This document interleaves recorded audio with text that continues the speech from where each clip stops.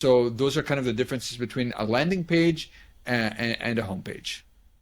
Definitely. And one other point that I wanted to add into that for our listeners out there is that on homepage there are a lot of navigation places where one can go upon. Let's say if anyone want to go to the product page, they can click and they can go on there.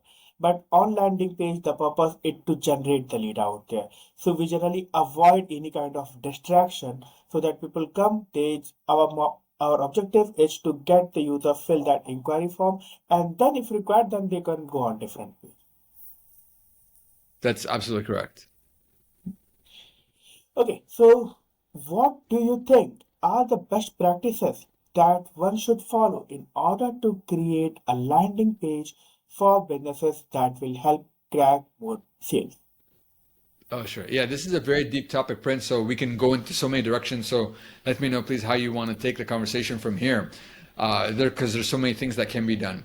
But the number one most important thing is to create an amazing headline that captures your audience's attention and that enters the conversation that they are already thinking in their minds, and regarding also how your product or service helps them in this area. So this is going to be, because that's going to be the very first thing that they see when they go to the landing page, is going to be the headline. So the importance of the headline is to get the person to read the very next thing, which is going to be maybe your introductory text, or to look at the image. So one thing pulls another. It's kind of like a waterfall. So think about it, as the water falls, in comes more drops. But if there was going to be some kind of water that stops from the waterfall, then the whole waterfall stops. And that's the whole point, is that your landing page needs to be like a waterfall, taking people down, down, down, all the way, so people can get the information that they need and to do your call to action.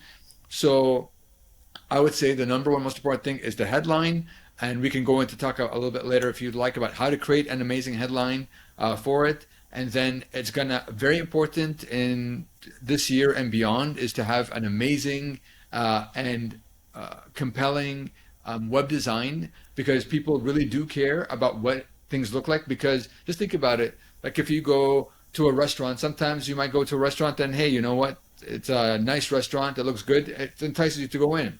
Maybe there's some places, that maybe it's not it doesn't have a nice atmosphere. The lighting is poor, and you take a look at it from the window, and you're like, oh no, man, I don't want to go there. So that's the same thing with websites. Is it inviting? Is it up to the latest trends? People do care about that, and it does influence them, and it helps to create either a professional atmosphere if you have a good design, or you'll have a non-professional atmosphere if you do it, yourself. A lot of times, people are also building it to their own tastes, how they like their website to look like. But really, to be honest with you, that doesn't matter. What matters is, what do your customers and your ideal prospects, what do they think is beautiful, and what do they like, and you want to cater to their wants and their needs. Got it, got it.